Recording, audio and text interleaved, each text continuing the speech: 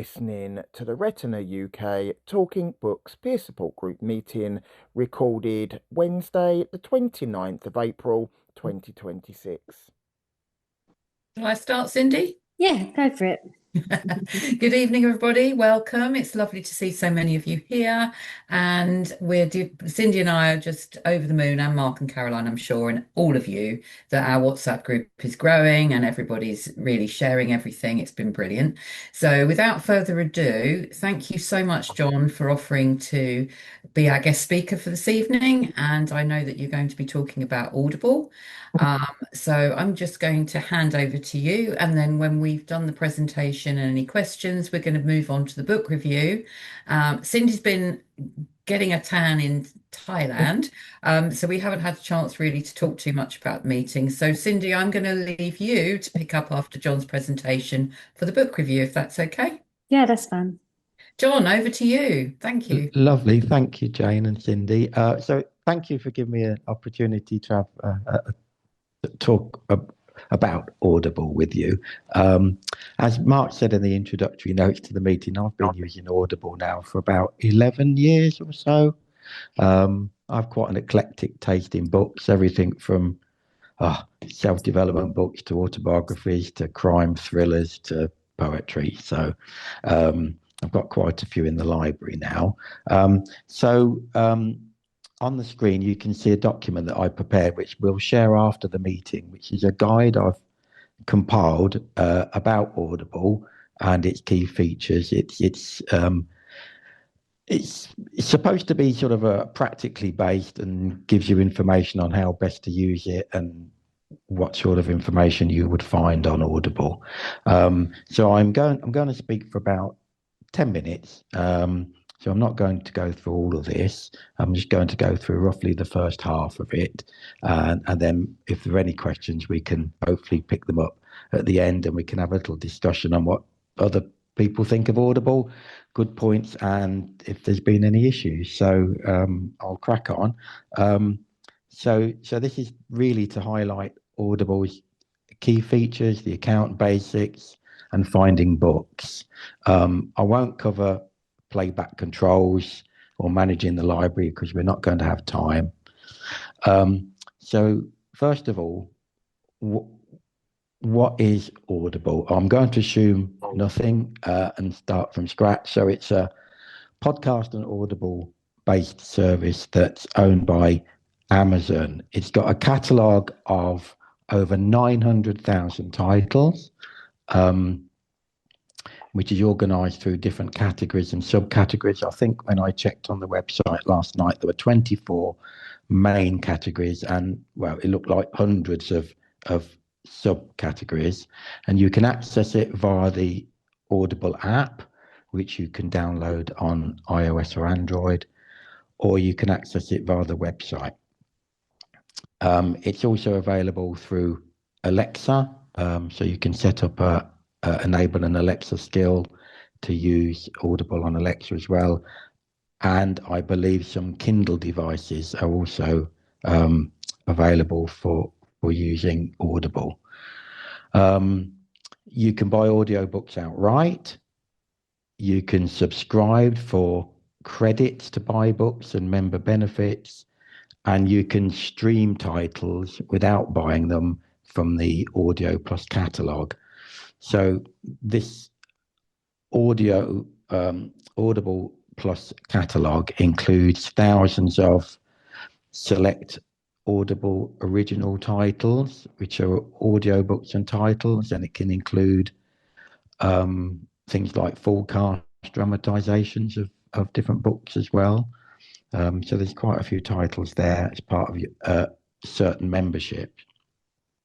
So I'm now going to cover some of the membership options. There was a bit of a discussion on the WhatsApp chat about different options, so I just wanted to clarify what is available. So there are two types. There's standard membership or premium plus membership. So I'll cover standard membership to start with, which is £5.99 each month. And you can sign up for a 30-day free trial. So you can select up to one audiobook per month, and you can carry on listening to your selections that you have accumulated, providing you remain a member. The monthly selections do not roll over. If you miss a selection, you will lose it. And you can purchase additional audiobooks for the full price. You do get access to a limited number of podcasts with standard membership. And you get access to site-wide sales and the daily deal. So each day, this is only available on the website, not the app. There's a daily deal that Audible put up, which is a significantly discounted book that you can buy. The second type of membership is Premium Plus, and there are 4 ways you can get Premium Plus membership. So there are monthly with either 2 or 1 credit each month, or yearly with either 24 or 12 credits each year. And you can use 1 credit to purchase 1 title. In the case of Premium Plus membership, the audiobooks you buy or use or get through your credits are yours to keep, even if you cancel. Important to note that depending on the membership plan, certain number of credits up to a maximum, depending on the plan, can be rolled over into the next months. So you don't have to use 1 each month. A certain number can be rolled over. But if at the moment of your next billing date you go over the maximum that you've stored up without spending, you do lose them. So that is something to note. And I do remember, I think you do get an email noting that you need to spend your credit or you'll lose it, if I remember rightly.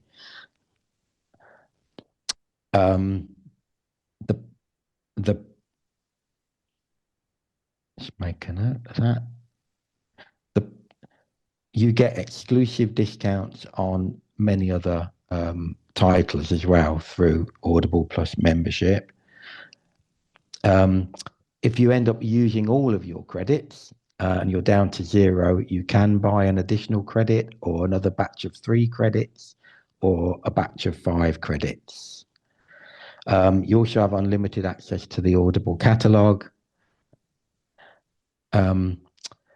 There are 4 different plans. So if you opted for the monthly with 1 credit received each month, it's £8.99 each month.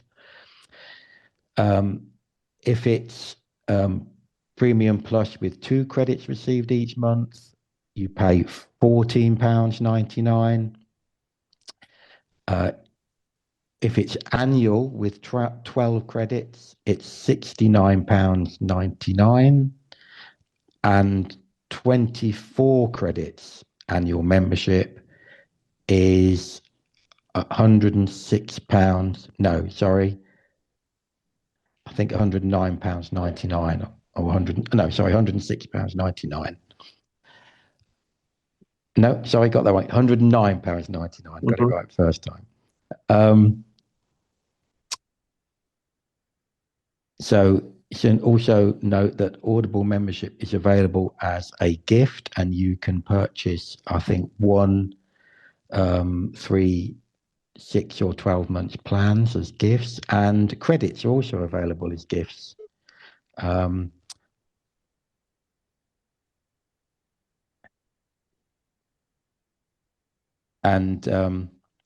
You can buy these extra credits as gifts through the website. Sorry, I just had Jane's message playing in my ear. You just posted. So what I'm going to cover now is how you would access the library and see what's available and get downloaded books. I'm going to focus on what's on the app, but I should say the website is equally accessible. You probably get a better searching and browsing experience through the website. But the playback and listening interface, user interface is definitely better on the app. Managing your library is probably doesn't really make much difference. That can be done quite easily on both the website or the app.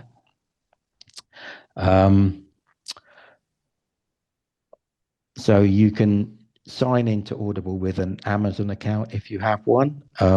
Is there anyone that doesn't have an Amazon account? I don't know. We'll find that out. Or you can create your own Audible account. As I said, the usual app stores are there to download the app from on either Android or iOS. In the app, there are tabs named Home, Library, Discover, and Profile. It will ask you for permission for downloads and notifications. Allow downloads, and this is recommended for accessing offline listening. So I'm now going to briefly cover finding and acquiring audiobooks. So you can use the Discover tab in the app to browse by category or search by narrator or author or title. It will tell you the number of credits you have available to use. If you tap the title, you can open its detail page. You'll find a short synopsis of the book, the length of the book, that's its duration at normal speed. It'll have narrator information, and then really usefully, it will have a preview option, and if you press that, you will get a sample of the book, which is normally somewhere like 2 minutes or so, maybe a bit more. So it's really helpful to look at that. You'll also find the member and the non-member price. And just to reiterate, there are 3 main ways to get the books then. It's either purchase individually and pay the price, use one of the credits you have through your membership, or there'll be titles that you can stream which are available on the Audible Plus catalogue. When you get a book, it appears in your library straight away. You can add or remove titles to a wish list that you create as well, which is helpful. A bit more about library downloading. So libraries is where your books reside once you've purchased them.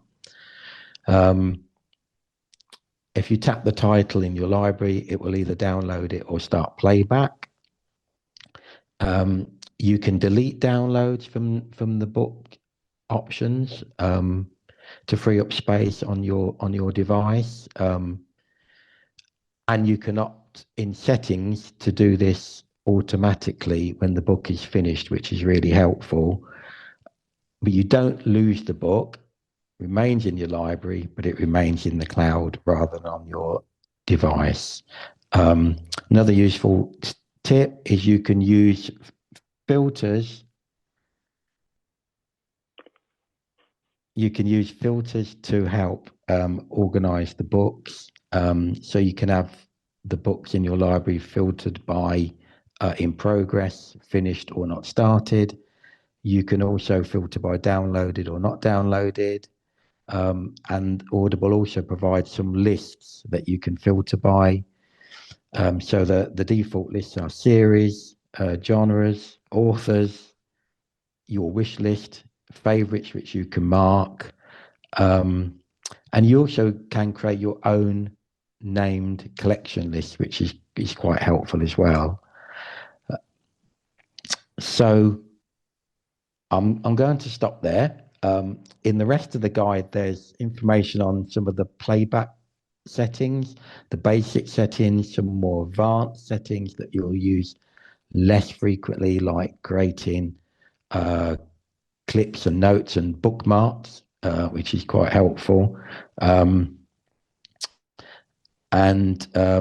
there's a section on using it with other devices like Alexa.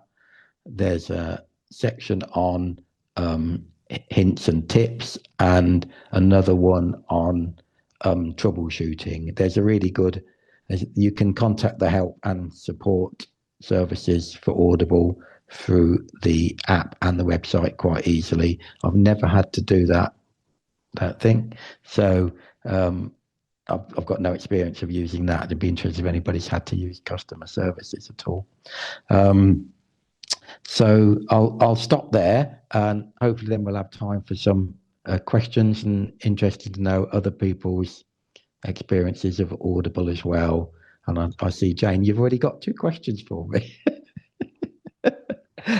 Thank you.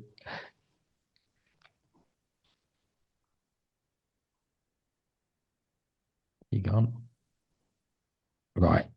I'll hand you back to. Sorry, I was muted. You're muted. John. That's okay. Yes, I've put them in the chat, so hopefully Caroline can read them.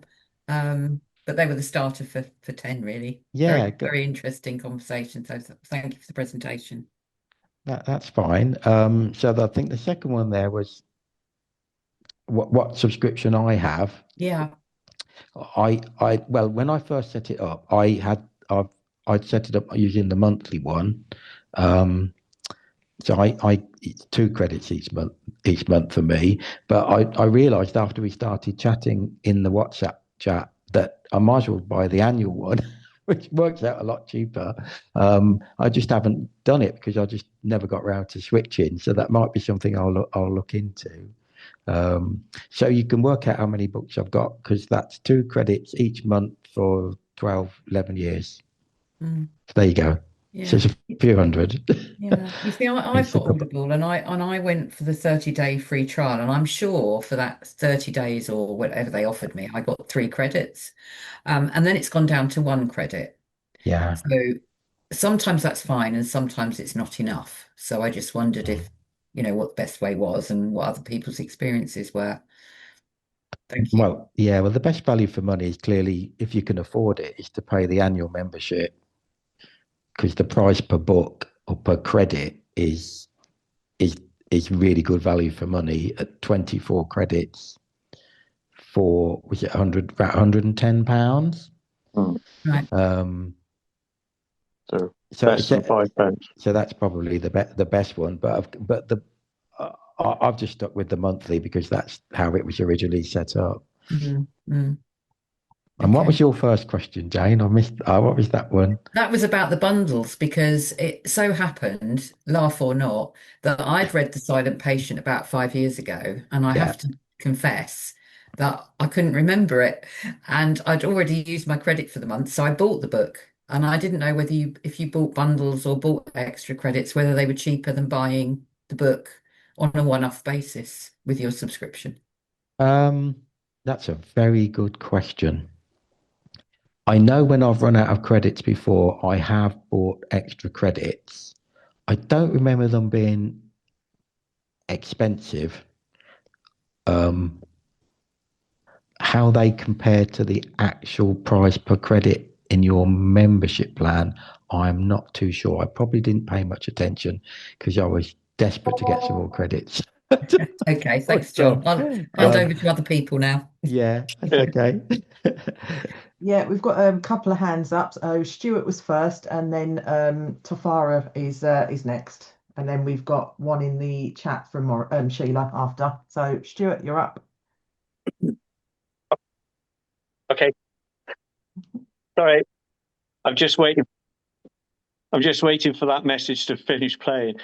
So John, thanks very much for that. I had a question, but before I asked my question, just answering Cindy's question then about credits, etc. One thing I always notice to look out for is sometimes the price of the book you're buying is actually less than the value of a credit. Sometimes they're offered for like £2.99, £3.99. So it's worth just them paying the price rather than using a credit, which could have cost you up to £8.99. So that's one thing to watch out for. The other thing about buying a lot of credits, like the 24 books a year, which is what I did initially, thinking I'd listen to a lot, is if you don't use them on a regular basis and they build up, as you mentioned, John, you will lose them after a period of time. I got to the point where I think I'd accumulated something like 35 credits, and they took them all off me. To be fair, I phoned them up and they did give me something like 20 back, but only gave me a month to then go and buy the books. But I mean, as you said, you always then have almost forever to read those books at your leisure. It's just picking the ones you want. My actual question was, have you ever tried to reclaim a credit? I've read in Audible that, and I think I've actually been told by the very helpful people on the phone, that if you do choose a book and then you either don't like it or you just find it's not for you, they will actually refund you that credit and take the book out of your library. Has anybody ever tried to do that? I've never had to do it myself, but I did hear on a podcast a few weeks ago, somebody did mention that they've successfully returned a book. I've done it. So I think they're definitely amenable to doing that. Yeah, they do. Okay. They will. Okay. I've just started to read a book I bought a couple of months ago, and I realised that I'd read it before and not that long ago. You do have a time period that you can do it within, though. You can't hold on to it for months and then. No. Okay. Well, it's worth phoning them up and asking them. Yeah, so. Yeah. Sorry, I think it's a year you get. I think it's quite long. Oh, that's quite generous. I didn't think it was that long. It might be because it's been a while since I've done it. So. Well, I've got to ring them because the other thing I like to take advantage of is you can put your membership on hold for up to 3 months. So if you're on the annual membership, you can stop that. But I say the annual. If you're on the monthly membership, you can put it on hold for up to 3 months. So if you're going to be busy or you've built up a lot of credits that you haven't used, then you can just put the membership on hold, so you don't pay for the next 3 months. The only downside with doing that is you're not able then to access the Audible Plus catalogue, so the free books. You can't access that catalogue if your membership's on hold. But all of your bought credits or your bought books, they're all still fully available. I can answer your question. Sorry, I didn't catch your name about returning books, because I was curious about this and I actually tried it during the week. So you can only do it from the actual website. You can't do it from the app. And you click on your name at the top once you're logged in on the website. Click on your name and it says something like previous purchases or purchases. I can't remember, but purchases is in the title. You click on that and it shows you all your titles, but you can only return titles that you used the credit for, not ones you've paid for.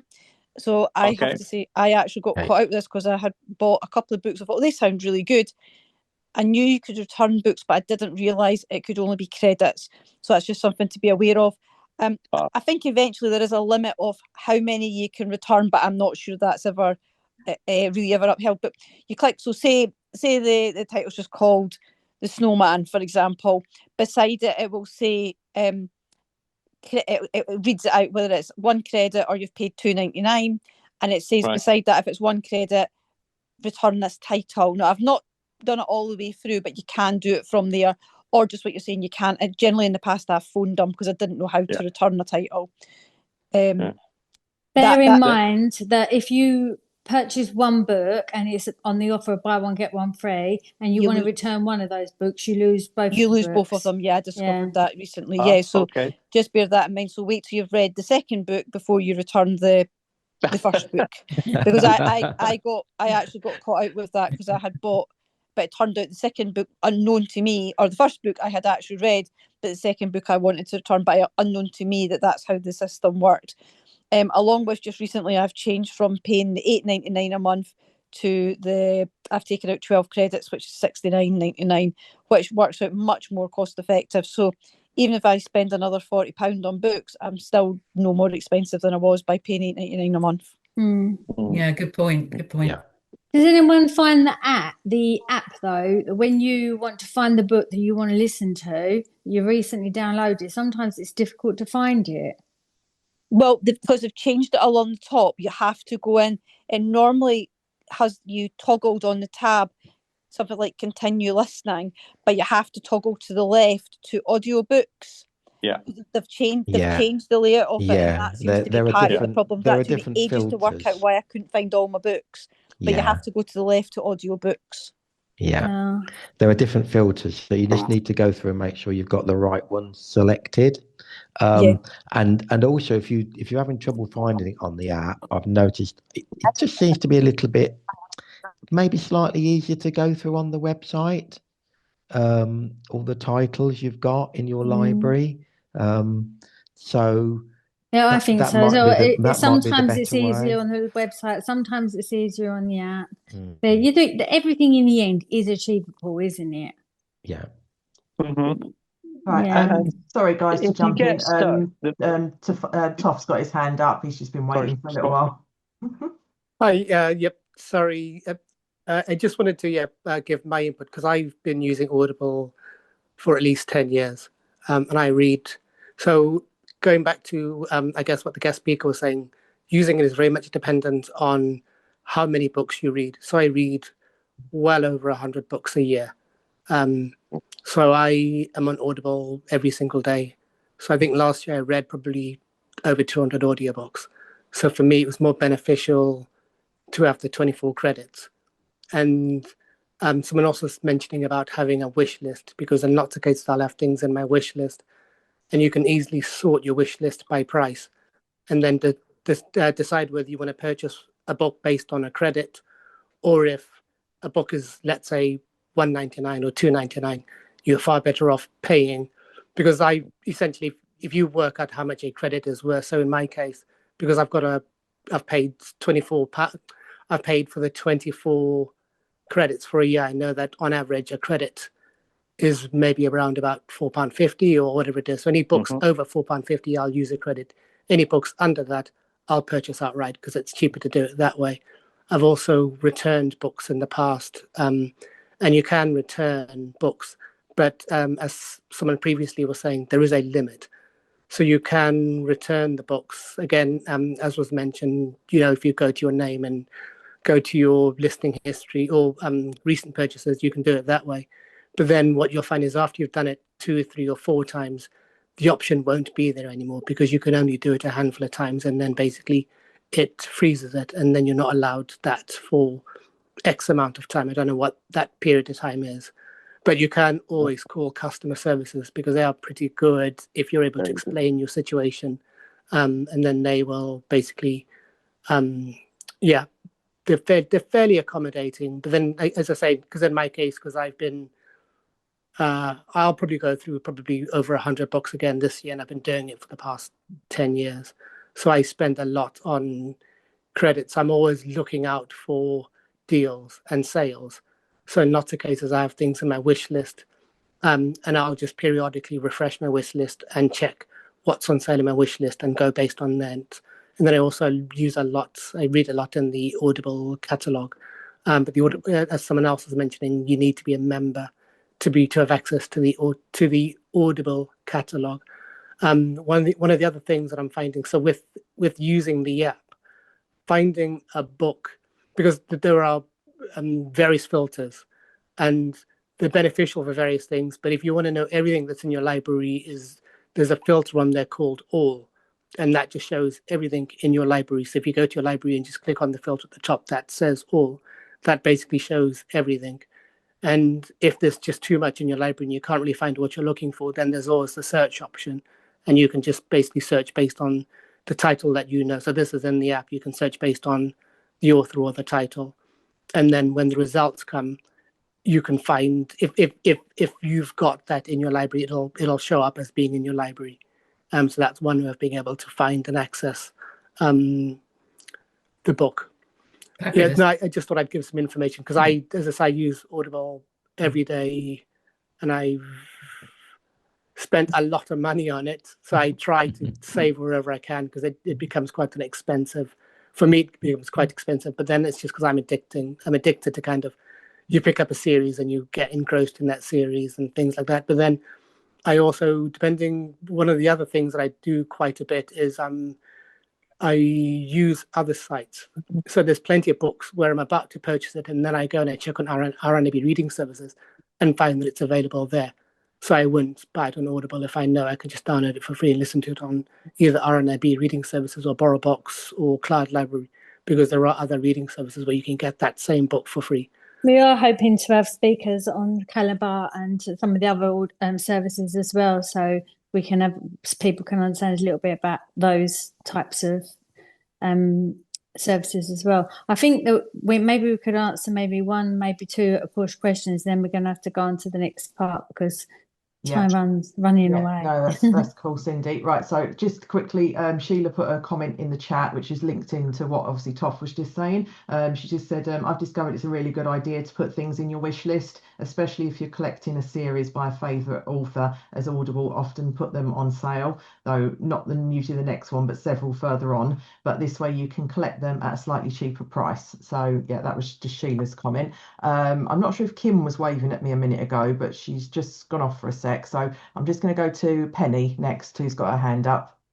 Oh, thank you very much, and thank you, John, for such a clear presentation. I think this my question links into the previous question, and I'm sorry to sound so ignorant about this because I'm fairly new to it. But why would what does Audible offer that the things like BorrowBox, the free services, don't? Is it just a bigger selection and you can borrow more books? I suppose why would you pay to use Audible? Yeah. Not knowing anything about it really. So okay, I'd say there's two arms to that answer. One is I think they've got nearly 1 million titles. And that if you can't find what you want in that, I'd be surprised. Of course, some of the more specialist providers do provide more specialist books that might not be available for the mass market of Audible. Well, I guess is the other answer to that doesn't quite fit in with Audible being so good. But I just find it very easy to use. I find it very accessible, very helpful, either through the website or a combination of the website and the app. I don't really have many issues with it, if ever. And so I don't mind paying the subscription to know I'm getting a good selection of books. That's always satisfied me. Pardon me. And an app and website that works, and there's also a really good reputation for the customer services.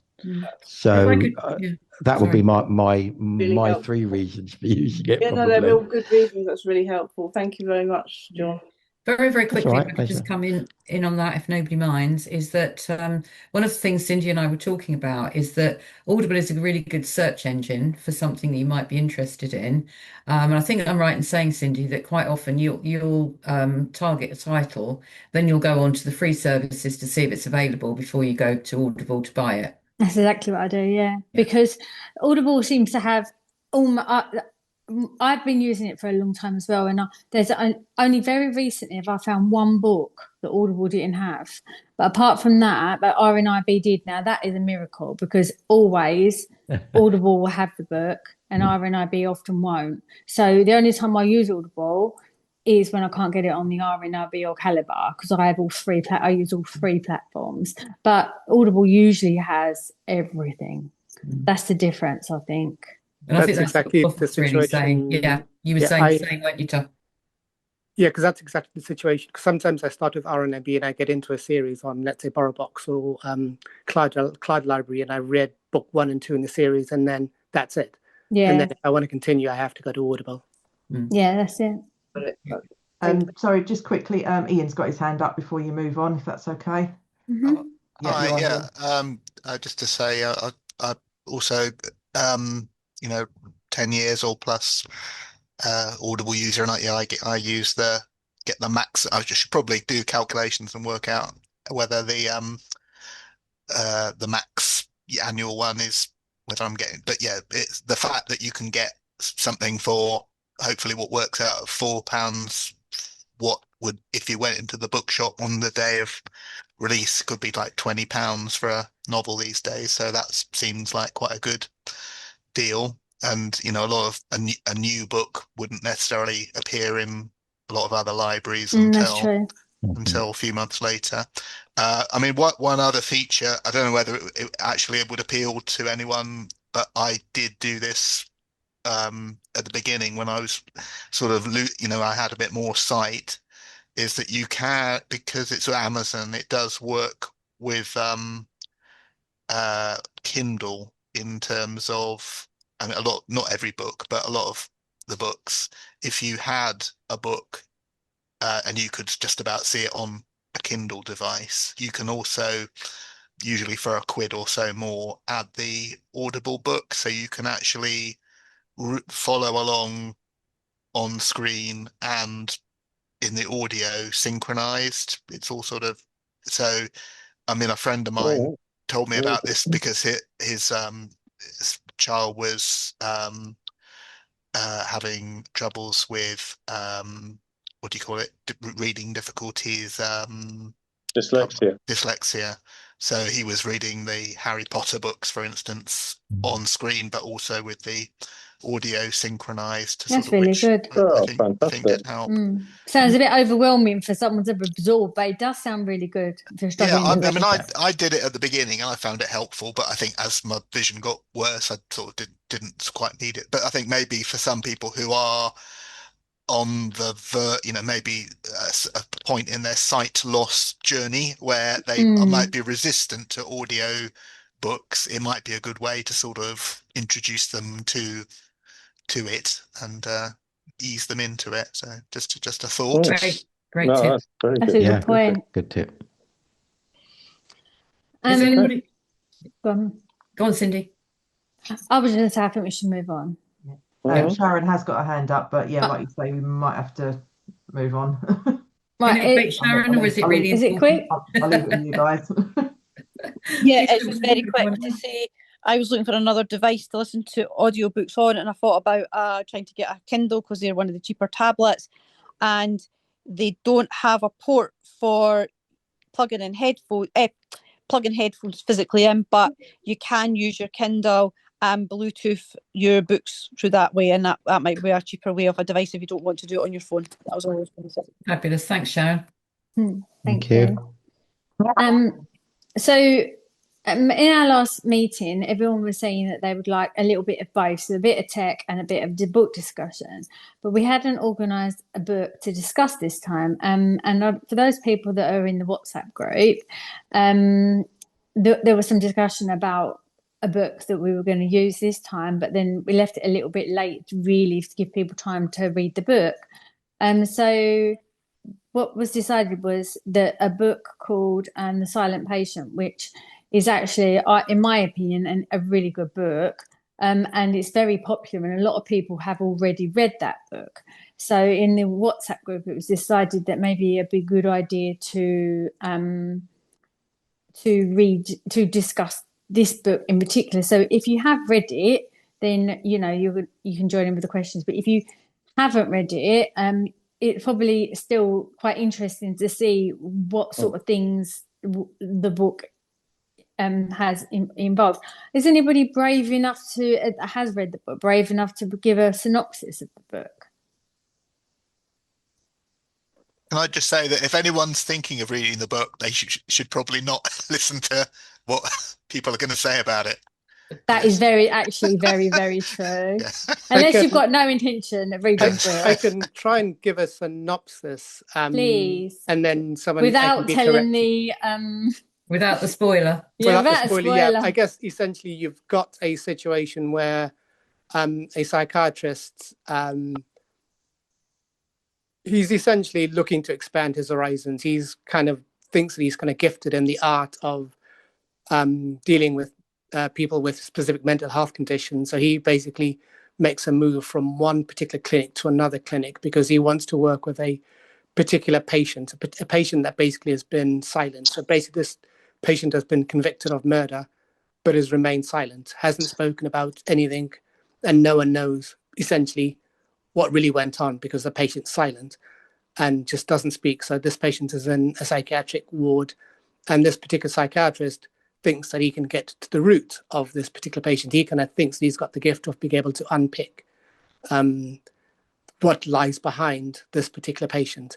And that's kind of the beginnings of the story, is him, I guess. You kind of get a bit of backstory in terms of what the police find when they attend the crime scene with regard to this patient. And because the patient is high profile, it kind of is on, it's kind of media high profile, but it kind of, the media kind of lose interest because she, I think, basically is deemed, I guess, mentally, well, essentially she's committed to a mental institution. And so, yeah, kind of the story is this particular psychiatrist comes in order to she's there for like 6 years, isn't she? Before... Yes, yeah. So she's been there for 6 years and hasn't spoken a word.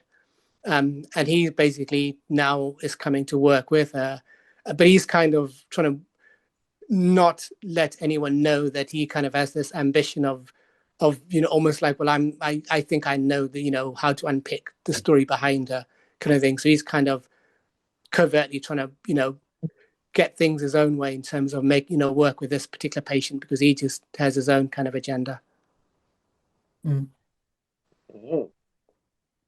So I don't know if I should say any more or if anyone else wants to comment. I don't think say too much more without spoiling it. Yeah. But what I would say, an observation from me, because I had to reread it because I'd forgotten.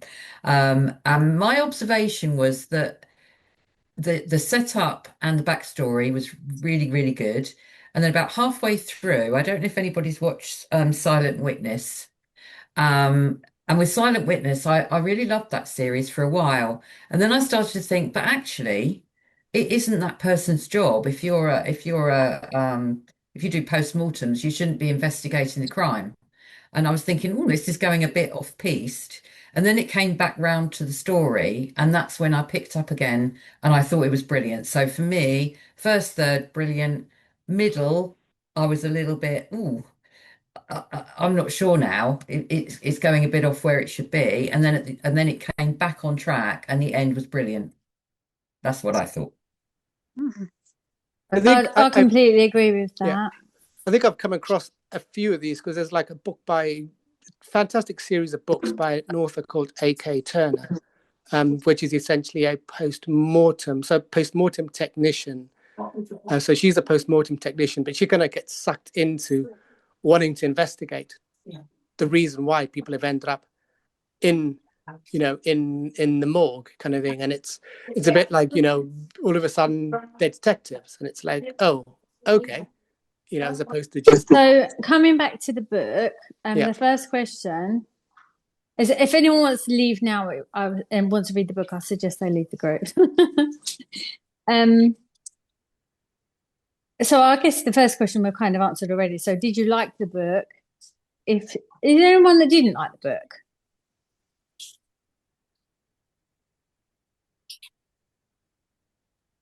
I'd take that as a no, Cindy. That's a very good quiet. I did like it. I did like it. I didn't think it was a great book, but then I've just looked up that I'd never heard of it until, so I just read it, but I just looked it up today, and I didn't know it's the second best-selling British book of the last 10 years. Yeah. Wow. That's like, it's sold better than Thursday Murder Club.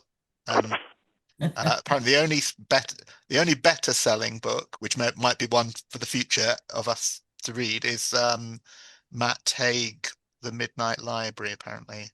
But it's better. I've read that too. All right. That's also a good book. Apparently, most of the top 10 books of the last 10 years have the word murder, like I murdered my wife or my dad or my children or my granddad or I don't know. Yeah. The funny thing is, when you mentioned reading this particular book, it was already so before I found out about this book club and the fact that you'd be reading this book, it was already on my next to read book on my easy reader from RNIB reading services. So it's like, oh, okay, it was a book I was going to read in the next week anyway. So this story is told by using pieces of Alicia's diary and also through narration by Theo, with both past and present intertwining. Did having the two timelines work, or did you find it confusing? Why or why not? It didn't confuse me at all. I didn't get confused, but sometimes it felt as though there was bits of story missing and you'd have to wait to find out what the missing bits were, if that makes sense. What did everyone else think? A bit confused. It's Scott here. Sorry, go ahead. I think for me, initially, I didn't catch on to the two timelines, but then I did. Initially, I didn't, and then it kind of clicked, and then I picked up on that. And for me, this is a book that I would never have read in my life. So I'm glad I didn't disapprove. It wasn't my favorite book that I've listened to. And I won't say that I got confused, but the timelines, I did find it jumped a bit. But once I found out Mark did it with the candlestick, I was fine. So very well put. Very well put. I enjoyed reading it. I must say it was good fun, and I did particularly like the ending. Yeah, that made it really. Yeah, I agree, because if it was a cliffhanger, I would have been very upset. I would have wanted a sequel or that's the right. The finish. effort. I believe they're making a film. Okay. I think it's a film, because when I googled it to these questions earlier, it said film, but I thought that there was already a series on Paramount or something, but I might have got that wrong. So I do think it would make a very good film. I think it already is a film. I'm sure when I read it the first time, I'd seen the film. Oh, really? But I'm pretty sure it is, because that's why I recognized the title. Yeah. But the book is better, I think, than the film. They usually are, though, aren't they? Yeah. I did have a look on the Wikipedia page, and it sort of said it had been optioned for a film, but it didn't say anything about it being made. It's like almost every reasonably well-selling book you see says, soon to be a major motion picture somewhere, and only about 1% of them ever make it. Or a Netflix series or something like that. Yeah. Okay, Cindy, what's the next question?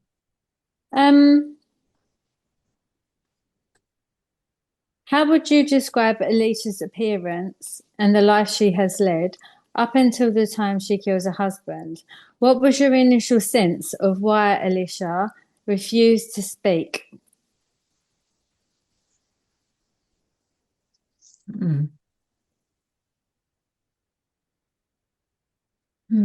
I thought that she weren't speaking because she was shocked that her husband, that she absolutely adored, had got killed in front of her face. I didn't think that she had done it. And up until the beginning of the book, I liked her. I thought she was a little bit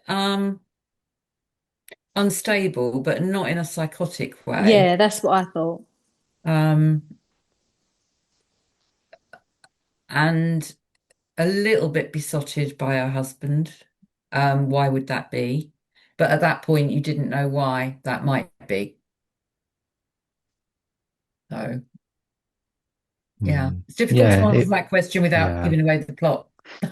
Yeah, it's difficult to answer that, but for those of you who haven't read it, it does make sense in the end why she's silent, and how that's discovered is quite interesting, and quite revealing, isn't it? But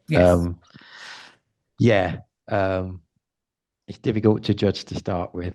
Can I break, because in regarding Alicia's portrait. I suppose this is a thing which is like re relevant to audiobooks more than just the content of the book, but I'm sure it's a thing people think about. But as to the reader of an audiobook, I mean, usually I'm 90% of the time quite happy with, even if I think initially, oh, I'm not sure about this, I usually settle down after one chapter and accept the reader as bit.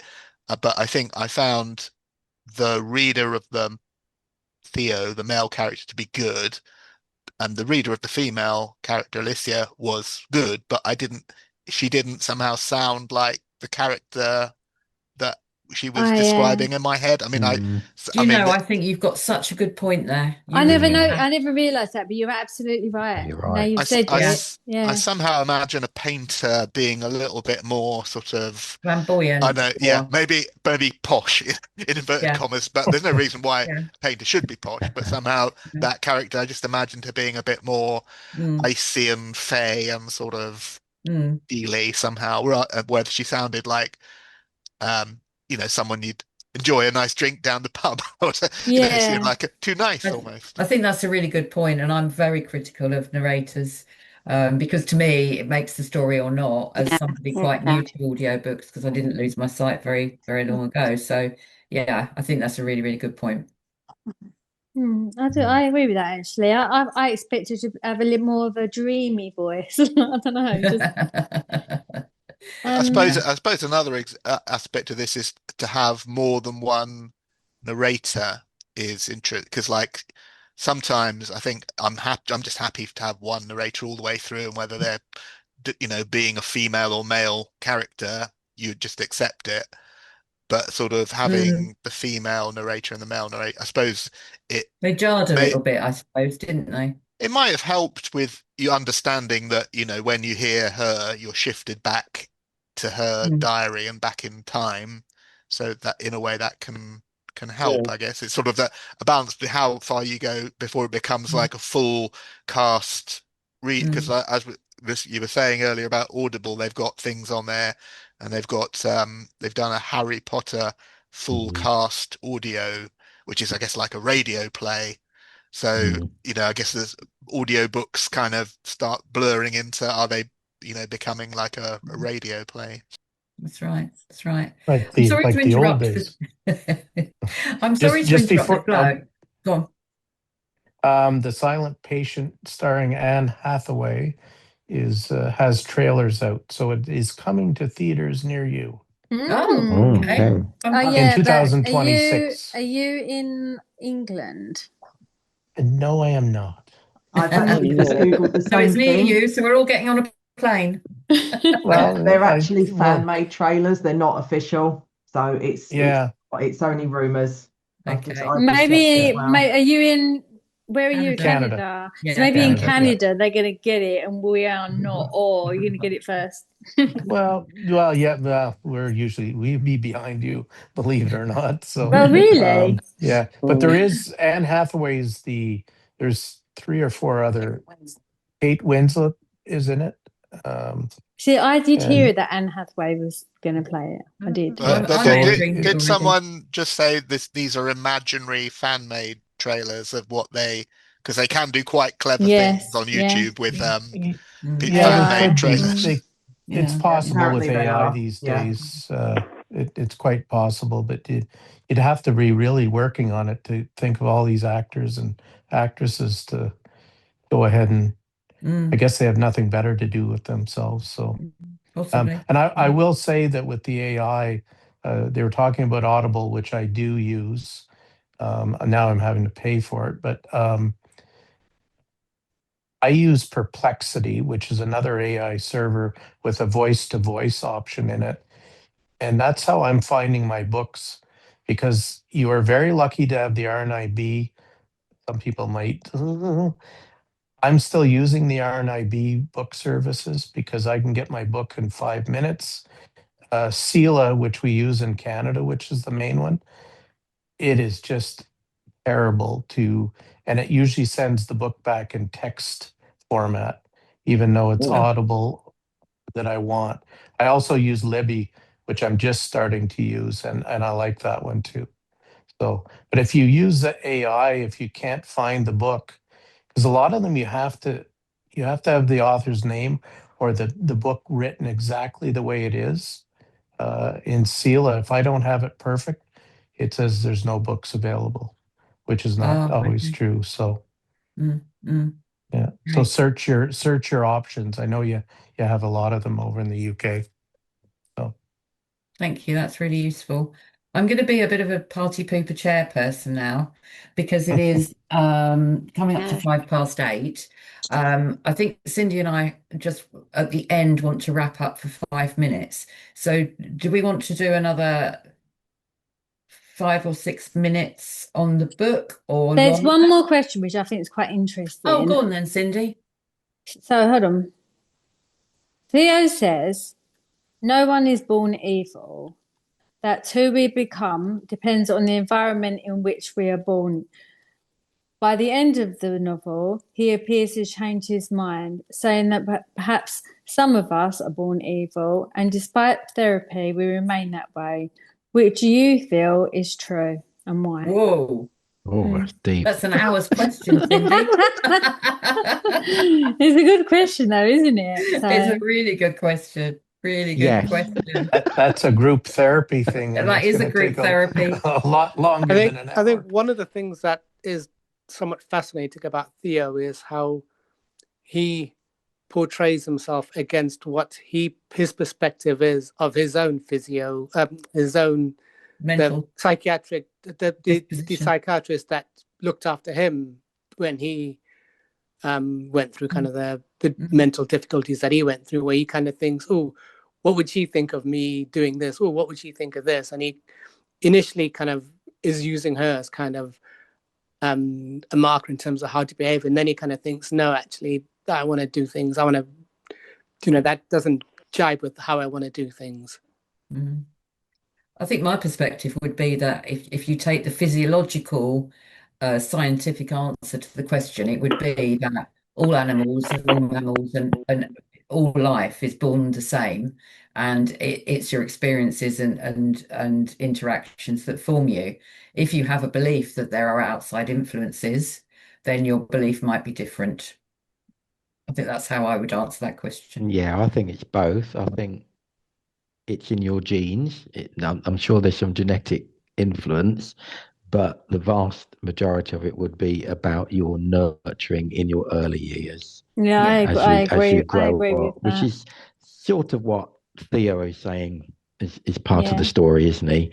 Particularly in your very early years, but you don't remember. But I think nurturing has more of an influence. It's genetics and epigenetics, the two things. So what does everyone think about the next book that's been suggested? Is it Never Let Me Go? Yeah, Never Let Me Go. Yeah. I haven't started it yet, but I'm happy to have a go. Yeah. So I think we'll do that for the next one, but I think we need to change the genre for the next book, because obviously there's some people that prefer different types of books, and so we want to kind of make it so that everybody's got, that at some point gets to choose a book that is then in their where they feel really comfortable with. Who is the author for that one? I can't say the name. Can you say it? Have you got it there, Mark, on the email? Kazuo Ishiguro. There you go. Yeah, okay. Thanks. It's in the WhatsApp group. Is it possible to how do I go about joining the WhatsApp group? Oh, Mark? okay. Mark, if you send Mark your telephone number? Yeah. I think I've actually got your I've got your telephone number, Tofra, so we can add you to that. And if anyone else wants to be added, please just drop me a line. I'm happy to share my mobile number in the chat and on screen. So just drop me a text message or a WhatsApp message and we'll add you. So my mobile number is 07889 595 if anybody wants to be included. Or just drop an email. Yeah, or an email. Yeah, reply to your Cindy, right? Yeah, you can reply to your invitations. You can reply to your auto response, where you'll find your link. There is actually at the bottom of your auto response email, there is actually Jane and Cindy's telephone numbers as well. If you wanted to drop them a link, a text message as well. Yeah, but we I'm can on both that. do it now, can't we, Yeah, Cindy? yeah. So Mm-hmm. I'm happy to support where I can. If it comes through to me, then I'm more than happy to add you guys as well. Yeah, and as we're still recording, I think if you can access the invitation and see Cindy and our details, you're more than welcome to contact us directly. So yeah, please do. Cindy, over to you about the book, the next book. So I think we're all happy, are we? Yeah, I mean, we'll do the book that was suggested in the WhatsApp group, but then after that, I think maybe a different genre, because I've read the other book as well, and I was saying to Jane, I only read it last week. For the life of me, I can't remember what it's about. I went on holiday last week and I read about, I don't know, 10 books. So now I'm 4 chapters into it and I'm trying to forget it. So yeah. I think the other thing that Cindy and I were talking about is, because we're a big group, which is brilliant, how do we land on a title or 2 titles that we can actually all agree on? And if anyone's got any suggestions, not necessarily to talk about tonight, but if you want to pop that on the chat as to the best democratic way of choosing the books, that would help. I was thinking that maybe if people choose a genre, and then, like, for example, if it's crime, then we can do some research. Myself and Jane can do some research about two particular books that are quite popular, but also are available on Audible and RNIB, so that people will have the choice, whatever process. Because some people can't afford to pay for Audible and they rely on RNIB. Right. Yeah. So, and then we can put the 2 books into the chat, and then everyone can vote on those 2 books. I think maybe. What do people think? Sorry, Caroline just made a good point. You can do a poll within your WhatsApp group. So, or you can do a kind of a spin the wheel, of all the different genres. If anyone just picked a genre, then you can spin the wheel, and then if it lands on romance, then how'd you do that? On WhatsApp? No, not on WhatsApp. No. I think you can actually download apps and stuff like that where you can actually create your own kind of like spin the wheel, and you can put into how many sections you want, and then when you spin the wheel, if it lands on romance, then you say, right, this week it's going to be a romance. Pick your titles, and then you can go from there. But it kind of then makes it a bit more random. The only problem with that is if we do romance one week and then 3 weeks later romance comes up again, I'd rather do like completely different genres over a period of weeks.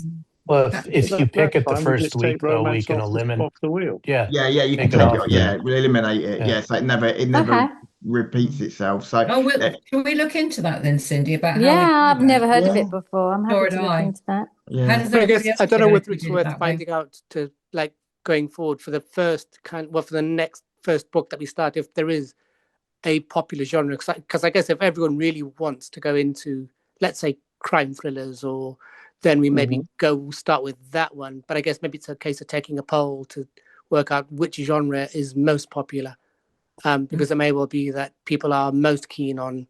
Maybe the poll is the best way forward, I think.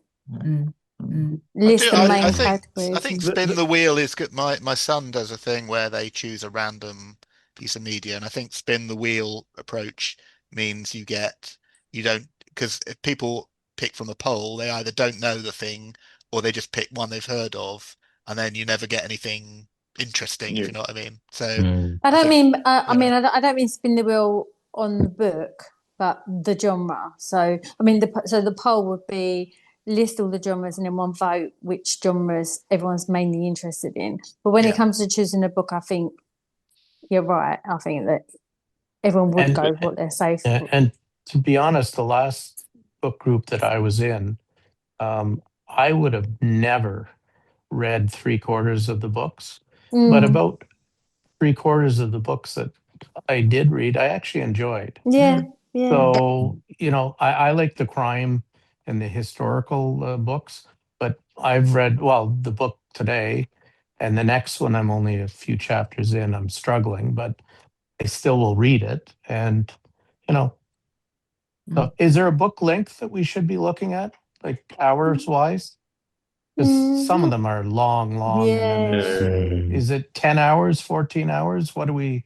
Yeah, I reckon about maximum 14 hours, I think. Yeah, okay. Because some books are like 26 hours. Yeah. Oh, yeah.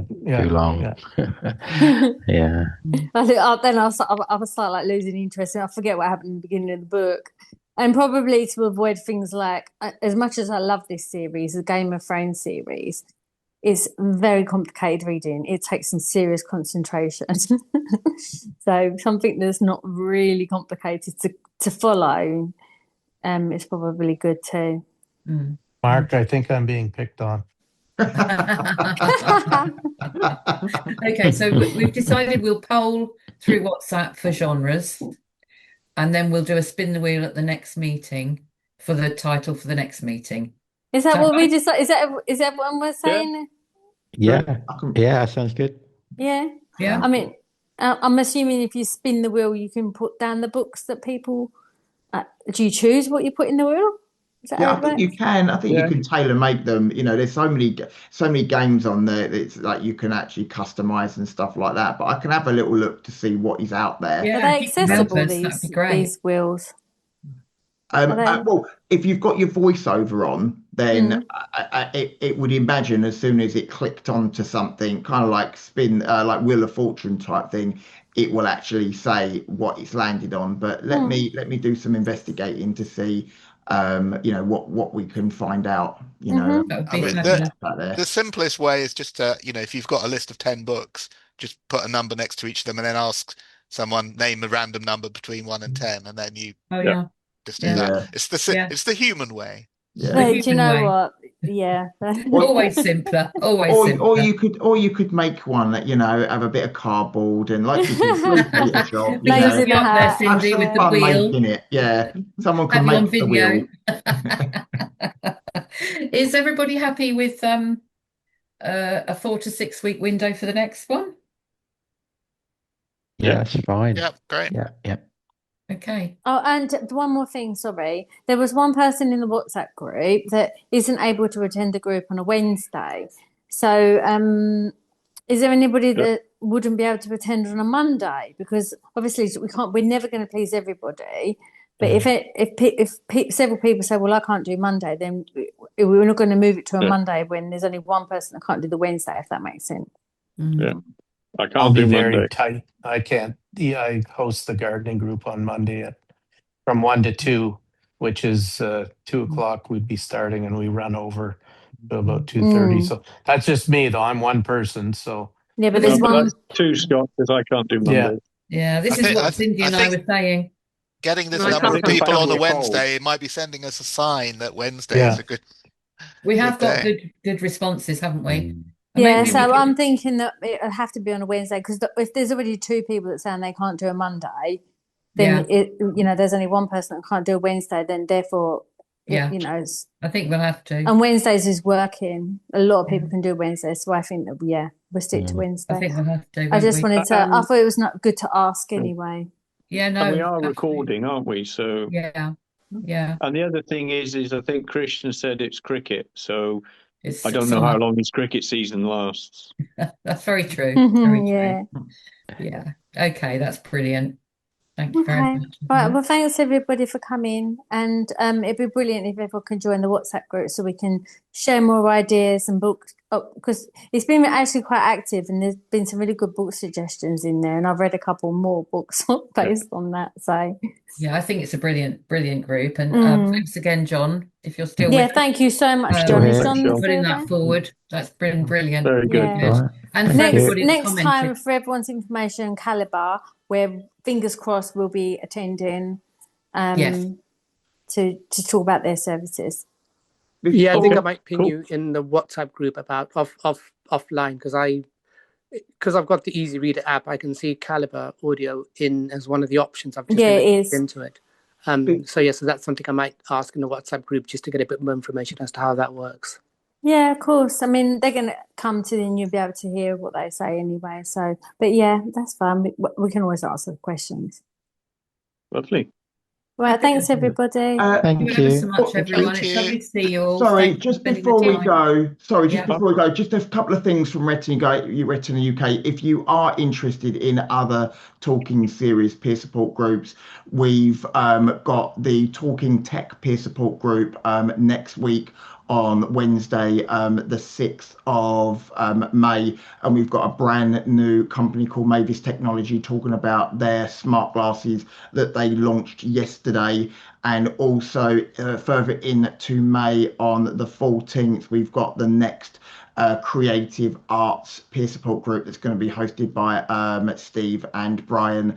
And we've actually got a sculptor called the Dot Man, called Clark Reynolds. He's going to be talking about some of his artwork, in particular how he uses brow to create his sculptures and his artwork.